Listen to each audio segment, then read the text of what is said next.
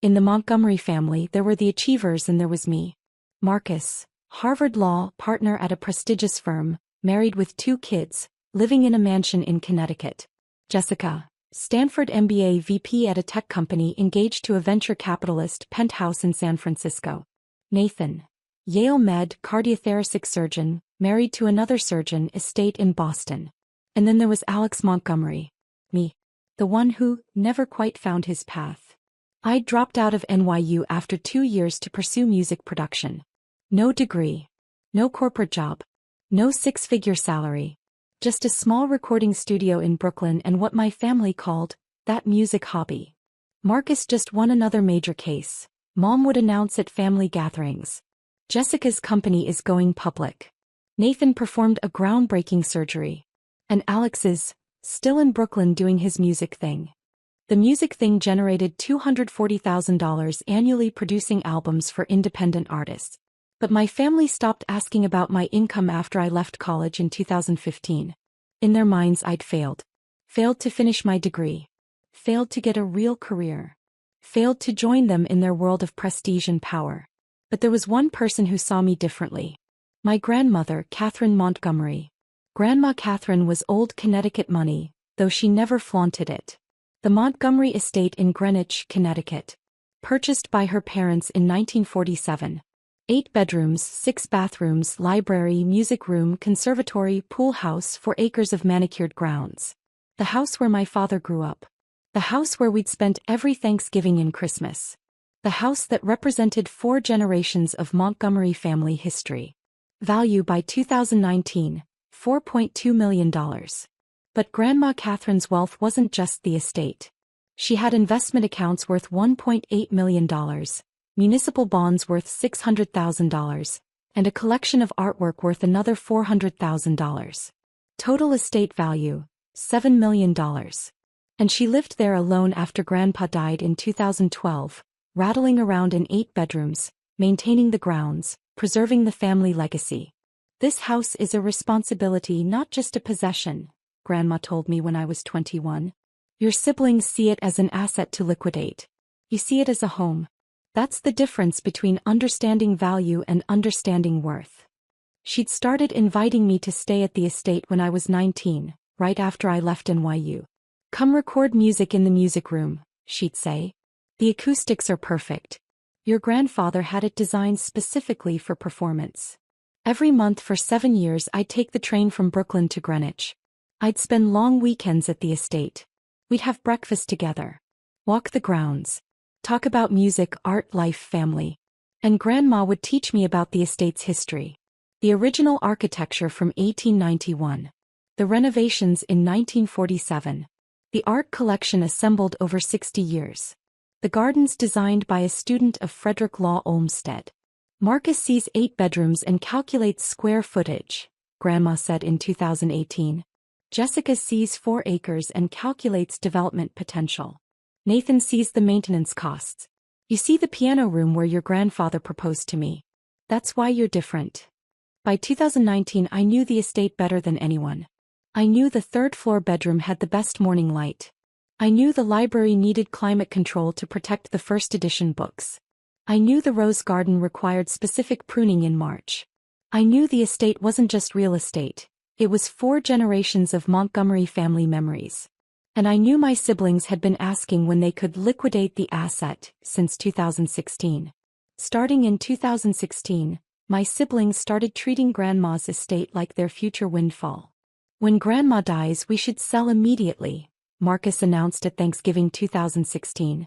Greenwich real estate is hot. We could get $4 million easily. More if we subdivide the land, Jessica added. 4 acres could become 4 luxury lots. That's the smart play. Or keep it long enough for a quick renovation and flip, Nathan suggested. New kitchen, updated bathrooms staged professionally. Could push it to $4.5 million. They talked about it every gathering. Always when Grandma was out of the room. Always calculating. Always planning. What about you, Alex? Marcus asked me once. What would you do with your share? I'd keep it, I said. They laughed. All 3 of them. Keep it. Jessica repeated. Alex, you can't afford the property taxes on this place. You make what, $40,000 a year with your music stuff? Something like that, I said neutrally. Exactly, Nathan said. You'd burn through your inheritance money in 2 years just maintaining the place. Better to take the cash and invest it properly. Grandma had been standing in the doorway. They didn't notice her, but I did. Her face was sad. Disappointed. But not surprised. That night she asked me to stay after everyone left. They're going to sell it, she said. The moment I die, they're going to put it on the market and split the money. I know. This house has been in our family for 77 years, Grandma said. Your great-grandfather bought it to give his children roots. Your grandfather and I raised your father here. You kids spent your childhood Christmases here. I remember. Marcus doesn't remember, Grandma said. He remembers square footage. Jessica remembers comparative market analysis. Nathan remembers maintenance expenses. But you remember Christmas mornings in the library. You remember playing piano in the music room. You remember what this place actually is. What do you want to do, Grandma? I want to make sure this house goes to someone who understands it, she said. 3 months later, she called me to her attorney's office. In March 2019, Grandma Catherine called me to meet her in Manhattan.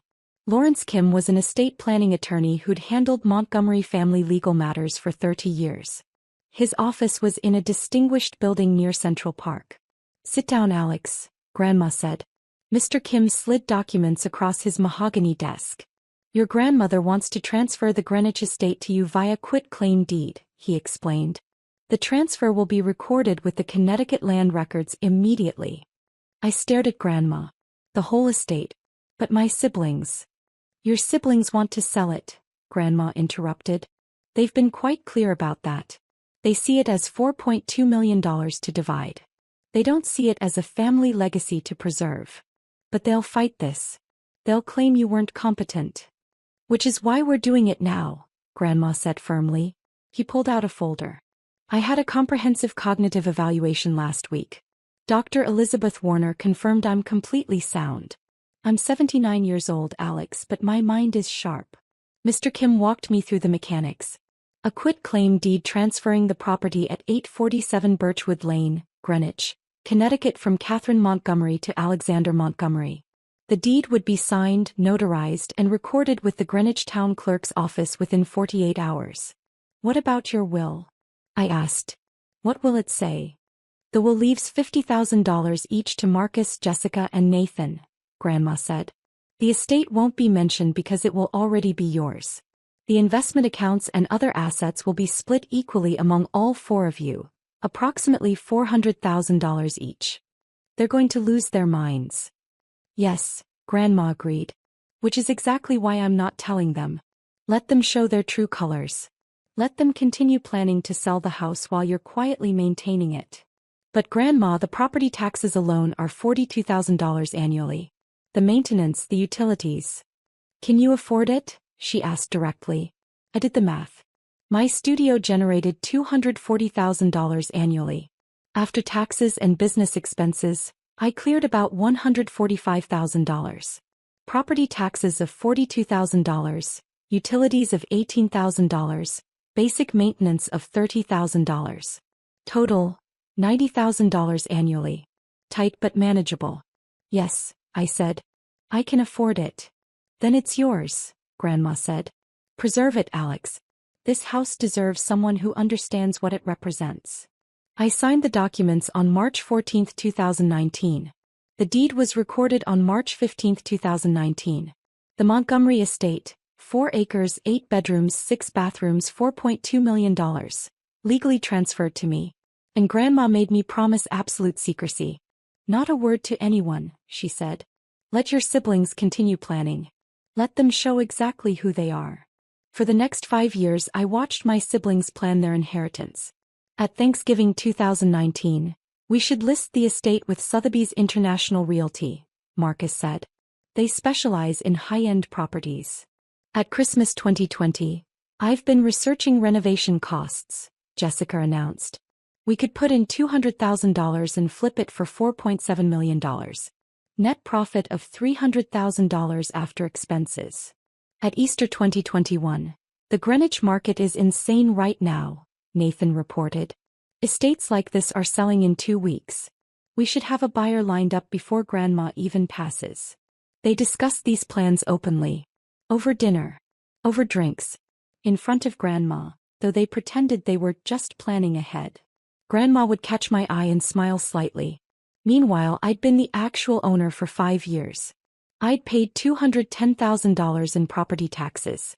I'd invested $85,000 in necessary maintenance, roof repairs, HVAC replacement, foundation work. I'd spent countless weekends at the estate, maintaining the gardens, preserving the library, ensuring everything was in perfect condition. And I'd moved my recording equipment into the music room, turning it into a professional studio. I worked from the estate 2 weeks every month, producing albums in the space where my grandfather once played piano. The estate that my siblings planned to sell and split? I'd been preserving it, living in it, honoring it, but I told no one. In 2020, Grandma gave Nathan estate account access to help her manage finances. I'm getting older, she told the family at Sunday dinner. I want Nathan to help coordinate the household accounts. He's a doctor, he understands complex financial management. Nathan accepted enthusiastically. I'll make sure everything is organized, Grandma. He set up a system where household expenses, maintenance, utilities, staff payments, were paid from an estate account. Nathan had signing authority. Grandma trusted him. But I noticed something odd in 2021. I was paying the property taxes directly, $42,000 annually from my account. But Nathan's financial reports showed the estate account paying property taxes. Nathan, I'm handling the property taxes, I told him at Thanksgiving 2021. Oh right, he said quickly. That's the Greenwich taxes. I'm paying the estate taxes. Federal stuff. You wouldn't understand. But there were no separate estate taxes being paid annually. Estate taxes were only due upon death. I documented everything. Screenshots of Nathan's reports. My own property tax payment receipts. The discrepancies. Then in 2023 I hired a forensic accountant without telling anyone. Thomas Chin specialized in estate fraud. I gave him access to everything I could obtain legally, publicly available information about the estate account, Nathan's reports to Grandma, my own payment records. I need to know if someone is diverting funds, I told him. His report took 3 months. The findings were damning. Period analyzed. June 2020 to December 2023, 42 months. Between 2020 and 2023, Nathan had diverted $265,000 from the estate account. The pattern was consistent. Asterisk legitimate expense. $8,000 for landscaping. Asterisk Nathan's claim. $12,000 paid. Asterisk difference. $4,000 diverted to Nathan's personal account. Asterisk legitimate expense. $15,000 for roof repairs. Asterisk Nathan's claim. $22,000 paid. Asterisk difference. $7,000 diverted to Nathan's personal account. 42 months of inflated invoices, padded expenses and fake charges. $265,000 stolen from our dying grandmother while Nathan lectured about proper financial management. Thomas's report included bank records, vendor confirmations showing actual amounts paid, and a detailed timeline of every fraudulent transaction. I filed the report with Lawrence Kim, Grandma's attorney. Grandma Catherine died 2 months later, in February 2024. At Grandma's funeral, Nathan gave the eulogy. Grandma Catherine taught us the importance of family legacy and responsible stewardship, he said, his voice breaking perfectly. She entrusted me with managing the estate finances over the last few years. I promised to honor her memory by ensuring her estate is handled with the same care and integrity she demonstrated throughout her life. People nodded. Several relatives cried. Mom dabbed her eyes. Dad smiled at his accomplished son. Marcus and Jessica looked appropriately somber, already mentally calculating their inheritance shares. I sat in the back and said nothing. After the service, Marcus pulled me aside. Alex, we need to talk about the estate, he said. We're putting it on the market immediately. Sotheby's has already been contacted. We're thinking $4.2 million asking price, but we might get offers above that. I asked. The family, Marcus said. Mom, Dad, me, Jessica, Nathan. We'll split it 5 ways. You'll get a small distribution once everything is settled. Maybe $50,000 or so. That should help with your studio rent. I own my studio, I said.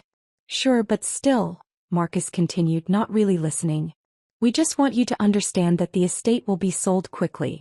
Mom and Dad deserve to enjoy the proceeds while they're still young enough. Right, I said. The family reunion was scheduled for 2 weeks later, a gathering to celebrate Grandma's life and discuss her estate. But really it was my siblings' victory party. March 2, 2024. 1 p.m. The Montgomery estate in Greenwich. Ironic that my siblings chose the estate they planned to sell for their reunion. The whole family gathered. Mom, Dad, Marcus and his wife Rachel, Jessica and her fiancé David, Nathan and his wife Sarah, me plus Aunt Helen and Uncle Richard. 14 people in the living room where 4 generations of Montgomerys had celebrated Christmas.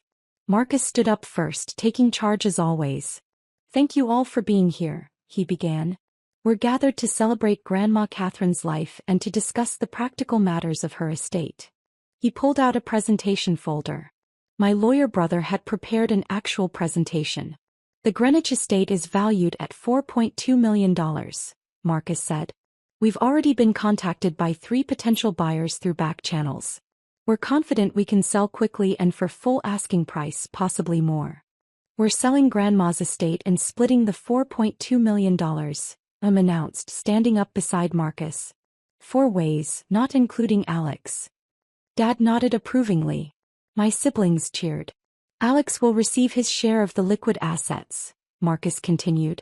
Approximately $400,000 from the investment accounts. That's extremely generous given that he didn't contribute to the family's success in any meaningful way. Very generous, Jessica agreed. More than fair. Nathan smiled. We're taking care of family. I said nothing. I just sat on the couch, the same couch Grandma and I had sat on hundreds of times, and waited. We've prepared documents for everyone to sign, Marcus said, distributing papers. Agreeing to the sale, appointing me as executor, authorizing the listing with Sotheby's. Then I placed the recorded deed on the table. The single document landed in the center of the coffee table with a soft thud. Town of Greenwich Land Records. Quitclaim deed. Grantor, Catherine Montgomery. Grantee, Alexander Montgomery. Property, 847 Birchwood Lane, Greenwich, Connecticut. Recorded, March 15, 2019. Book, 1847, page 293. The room went silent. Marcus picked up the deed with shaking hands. What is this? Grandma transferred it to me in 2019, I said calmly. That's impossible, Jessica said. Grandma would have told us. Would she? I asked. After listening to you 3 discuss selling it at every family gathering for 3 years? Marcus was reading the deed frantically. This says March 15, 2019. This is 5 years ago. This can't be legal. It's completely legal, Lawrence Kim said, standing from where he'd been sitting quietly by the window. The estate attorney confirmed. The deed is legal and recorded. Lawrence walked to the coffee table and set down his briefcase. On March 14, 2019, Catherine Montgomery executed a quitclaim deed transferring the Greenwich estate to Alexander Montgomery. The deed was recorded with the Greenwich Town Clerk's office on March 15, 2019.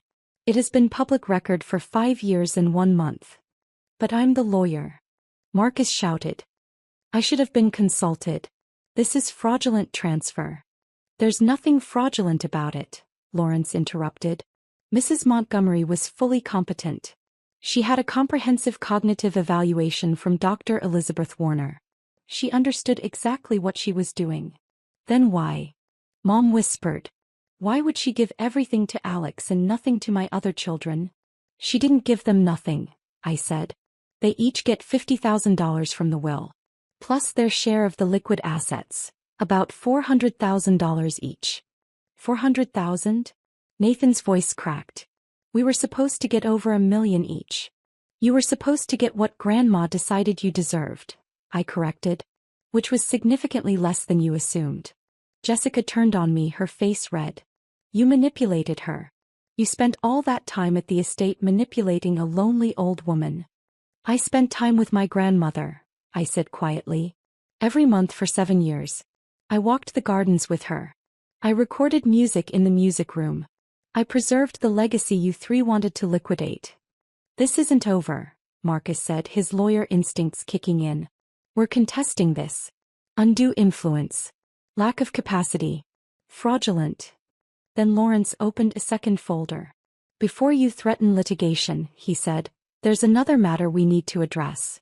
He pulled out Thomas Chen's forensic accounting report.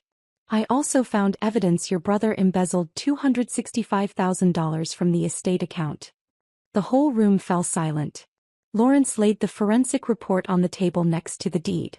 Between June 2020 and December 2023, Nathan Montgomery had signing authority on the estate account, Lawrence explained. During that period, $265,000 was diverted from estate funds through inflated invoices, padded expenses and fabricated charges. Nathan's face went white. Sarah, his wife, gasped. That's a lie. Nathan shouted. I managed those accounts professionally. You inflated every expense by 30 to 40% and pocketed the difference, I said. I pulled out my own documentation. Landscaping that cost $8,000. You claimed $12,000. Roof repairs that cost $15,000. You claimed $22,000. HVAC replacement that cost $28,000. You claimed $41,000. I spread out the evidence. Vendor invoices showing actual costs. Nathan's reports showing inflated costs. Bank records showing transfers to Nathan's personal accounts. 3.5 years of systematic theft, I said, while giving eulogies about responsible stewardship. I was setting aside reserves. Nathan insisted desperately. For future expenses.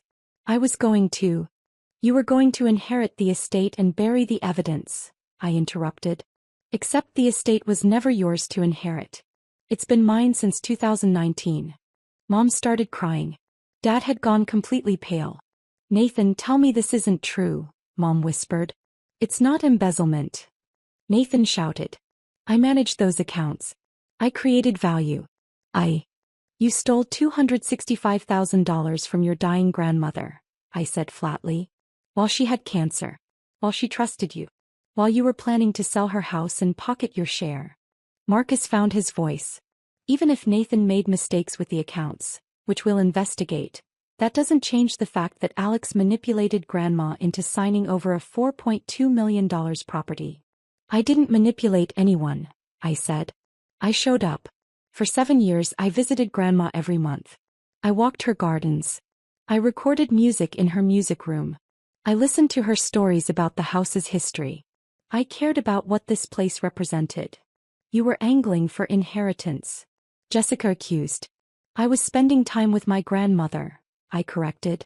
While you three were calculating square footage and planning renovations to maximize flip profit, I was actually present in her life. This is insane, Marcus said, but his voice had lost its confidence. You're telling me that Grandma gave you a $4.2 million estate and we get nothing? You get $50,000 each from the will, Lawrence said. Plus your share of the liquid assets. Approximately $400,000 each. Catherine Montgomery's total estate was approximately $7 million. The Greenwich property represents 60% of that value. The remaining 40%, $2.8 million, is being split equally among all 4 grandchildren.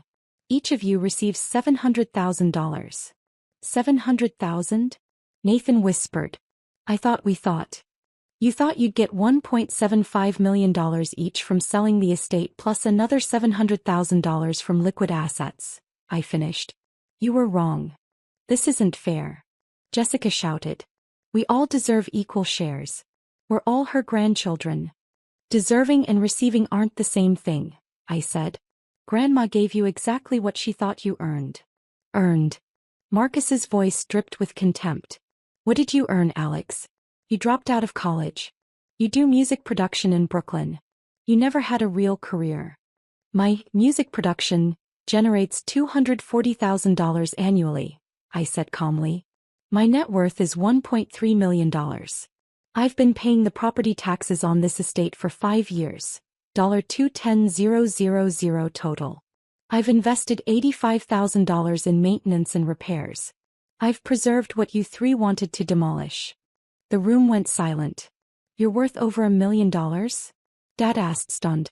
Yes. And you never told us? Mom's voice was hurt. You never asked, I replied. You were too busy apologizing for me at dinner parties. Too busy explaining that not everyone follows a traditional path. Too busy being embarrassed that I didn't become a lawyer or doctor or VP. We just wanted you to be successful, Mom said weakly. I am successful, I said. Just not by your definition. Grandma understood that. She valued presence over prestige. Care over credentials. Stewardship over profit maximization. I stood up and walked to the window overlooking the gardens. This estate has been in our family for 77 years, I said. Great-grandpa bought it to give his children roots. Grandpa and Grandma raised Dad here. We spent our childhoods here. And you three wanted to sell it to the highest bidder and split the cash. It's just a house. Jessica protested. No, I said. It's a legacy. It's 4 generations of Montgomery family memories. It's the library where Grandpa proposed to Grandma. It's the music room where Dad learned piano. It's the gardens where we hunted Easter eggs. It's not just a house, it's our history. History doesn't pay property taxes, Nathan said bitterly. No, I agreed. I pay property taxes. $42,000 annually. Which I can afford because I built a successful business while you three were busy looking down on me. Marcus slumped back on the couch. So what happens now? Now, I said. I continue maintaining the estate Grandma entrusted to me. Nathan faces consequences for embezzling $265,000. And everyone accepts that Grandma made her choice based on 5 years of watching all of us. What consequences? Nathan asked, his voice small. I looked at Lawrence. Lawrence Kim pulled out another document. Alex has 2 options, he said. Press criminal charges for elder financial abuse and embezzlement, or Nathan signs a confession and makes restitution. Restitution? Sarah, Nathan's wife, whispered. We don't have $265,000. Then Nathan will pay it back over time, I said. 10 years. Monthly payments of $2,208. Plus Nathan signs a confession that stays with Lawrence. If Nathan ever challenges the estate transfer, claims I manipulated Grandma, or spreads lies about being cheated, that confession goes to the Connecticut state attorney. 10 years of payments? Nathan's face had gone gray. That's over $26,000 a year. That's 1/10 of what you stole, I said. You're lucky I'm not pressing charges right now. We can't afford that, Sarah said desperately. Between the mortgage, Nathan's student loans, the kids' private school. Then adjust your lifestyle, I said. Sell the Boston estate. Move somewhere more affordable. Send your kids to public school. Figure it out. I turned to Marcus and Jessica. As for you two, the Greenwich estate is mine. It's been mine since 2019. You have no legal claim to it. If you challenge the transfer, you'll lose, waste money on lawyers, and destroy what's left of this family. You're destroying the family. Marcus shouted. No, I corrected. You three destroyed it when you spent years planning to liquidate Grandma's legacy before she was even dead. I'm just revealing what was already broken. Mom was crying now. Real tears, not the composed grief from the funeral. We raised you all to be close, she sobbed. To support each other. How did it come to this? You raised 3 children to measure success by credentials and income, I said. And 1 child who learned that showing up matters more than showing off. Grandma saw the difference. That's how it came to this. Dad spoke for the first time since the revelations. Alex, what do you want from us? Honesty, I said. Stop pretending you're devastated about losing the estate. You're devastated about losing the money. There's a difference. And what about family? Jessica asked. Do we just not see each other anymore? That's up to you, I said. But I'm not giving away property I legally own to make you feel better about assumptions you never questioned. Grandma gave me this estate because I earned her trust. That's not manipulation. That's legacy. I gathered my coat. Lawrence will send the restitution documents tomorrow, I said to Nathan. Sign them by Friday or I press charges. The confession is non-negotiable. And the rest of us? Marcus asked. You each get $700,000 from the liquid assets, I said. Plus the $50,000 from the will. That's more than most people inherit. Be grateful for it instead of bitter about what you thought you deserved. I walked to the door of the house, my house, and turned back. Family gatherings will still be held here, I said. Thanksgiving, Christmas, Easter. This is still the Montgomery family estate. But it will be maintained by someone who actually values what it represents. Not someone who sees it as square footage and comparative market analysis. I left them sitting in the living room surrounded by the ruins of their assumptions. Nathan signed the confession and restitution agreement on Friday. The first payment of $2,208 hit the Montgomery family trust account 30 days later. But the family consequences were immediate. Nathan and Sarah put their Boston estate on the market. They moved to a 4-bedroom colonial in a less expensive suburb. Their kids transferred to public school. Sarah filed for divorce 6 months later. I can't be married to someone who stole from his dying grandmother, she told their friends. Marcus stopped speaking to me entirely. He sent a formal letter through his law firm stating that he categorically rejected the validity of the estate transfer, but would not pursue litigation at this time. Jessica tried a different approach. She called me 3 months after the reunion. Alex, I've been thinking, she started.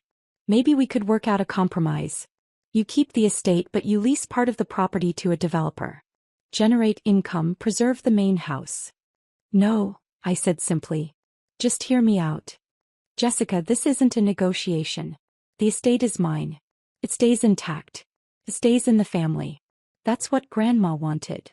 Grandma wanted her grandchildren to all be treated fairly. No, I corrected. Grandma wanted her estate to go to someone who understood what it represented. Fair doesn't mean equal. It means appropriate. She hung up on me. Mom and Dad were harder to navigate. You could at least share it with your siblings, Mom said during one awkward phone call. Open it up for joint family use. It is open for family use, I said. I'm hosting Thanksgiving this year. Everyone's invited. But they don't own part of it, Mom pressed. They can't make decisions about it.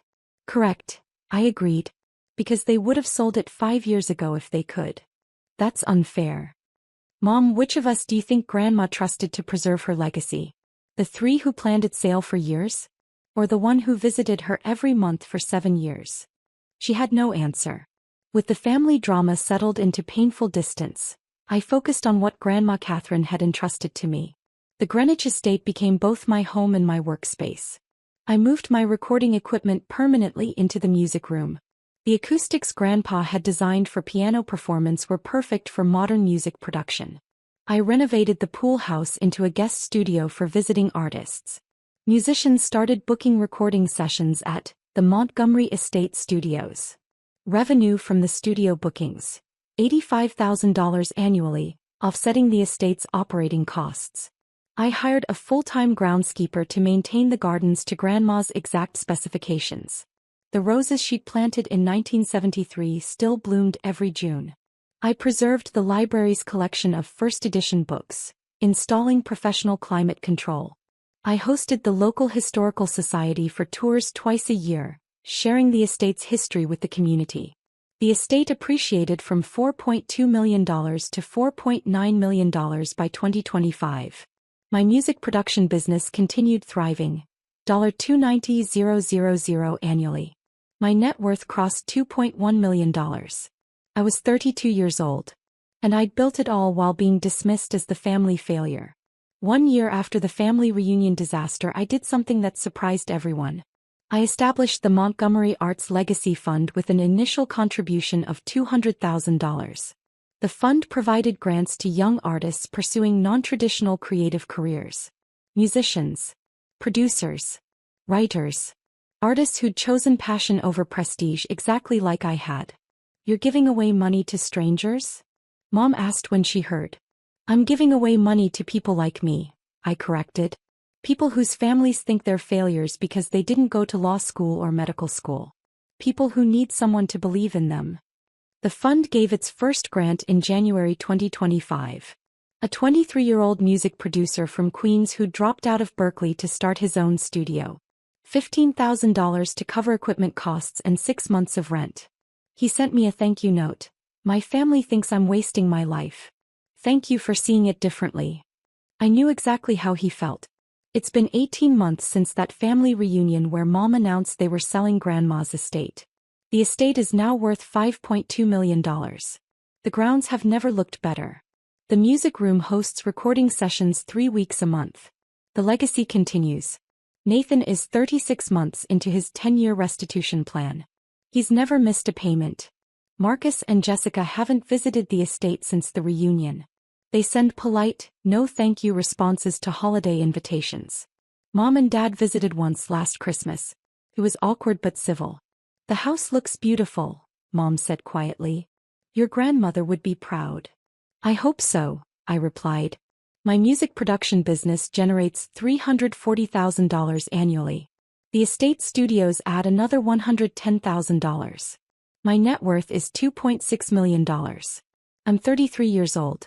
Every evening I walk the same paths through the gardens that Grandma and I walked together for 7 years. Nathan made his 36th payment last week. I told the rose garden last night. The roses Grandma planted 52 years ago. He's exactly on schedule. 8.5 years to go. The June evening was perfect. Warm. The estate golden in the sunset. You were right about everything, I said to her memory. About preservation over profit. About stewardship over liquidation. About understanding that some things are worth more than their sale price. A family was walking past the estate on the public path. 2 kids pointing at the house, asking their parents about the beautiful mansion. Someone very rich must live there, one kid said. I smiled. Someone who understood the difference between wealth and worth lived there. I walked back to the house. My house, Grandma's house, the Montgomery family house, and climbed the steps to the porch where 4 generations had sat. My phone buzzed. A text from the Historical Society. Thank you for hosting last week's tour. The community appreciates your stewardship of this landmark property. Stewardship. That's what Grandma had given me. Not just an estate. Not just property. But the responsibility to preserve what 4 generations had built. While my siblings learned the hard way that looking successful and being worthy are completely different things. Exactly as Grandma Catherine had planned.